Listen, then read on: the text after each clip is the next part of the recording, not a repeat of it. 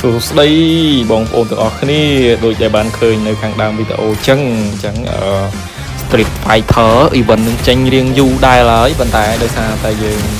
ចាប់ក្រោយគេឥឡូវយើងមក review ក្រោយគេតែម្ដងបងប្អូនព្រោះយើងចាប់តាមទឹកលុយដែរឥ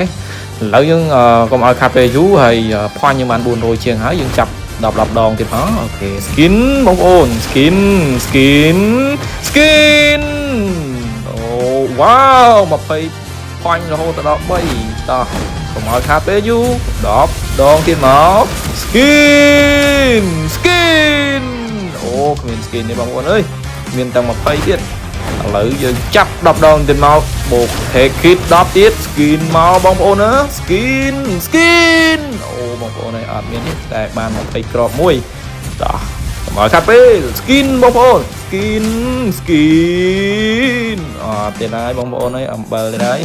ឥឡូវផាញ់យើងទៅបាន400ជាងទេតោះកុំឲ្យខាតពេលដាក់មក270ពេជ្រដាក់ទៀតមក10ដង skin អូ my god 3ដង3ផាញ់បងប្អូន3តោះកុំឲ្យខាតពេលដាក់10ដងទេបងអស់ប្រហែលលុយតោះ skin អូ my god វានេះតិចមែន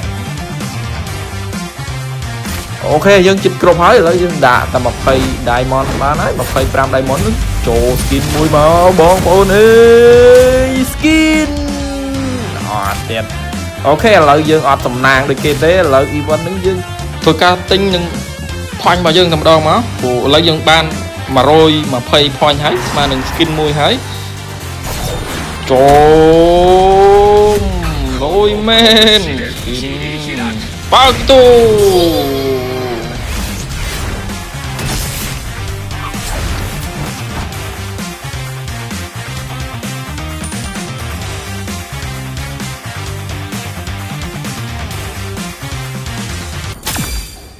អូខេឥឡូវយើងធ្វើការសាមអត់ដាក់នៅលើ profile របស់យើងមើលឃើញថាវាលយប៉ុណ្ណាអូខេ